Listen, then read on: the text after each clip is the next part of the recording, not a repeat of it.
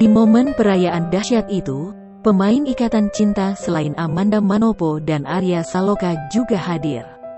Di antaranya Iqbal Fauzi dan Aya Renita pemeran Randy dan Miss Kiki.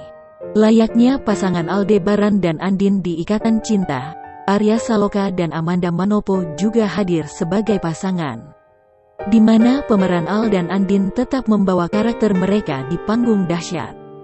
Di sisi lain, seolah kebetulan istri Arya Saloka yakni Putri N juga memajang wajah Amanda Manopo dalam perannya sebagai Andin di story kemarin. Dalam story itu, Putri N seolah meluapkan perasaan karena sudah dikhianati. Tapi bukan dengan Arya Saloka ya. Putri N yang sempat jadi pasangan Furi Setia di top ini mengkritik Mas Pur karena mengunggah video dengan Amanda Manopo. "Kok kamu mendua mas?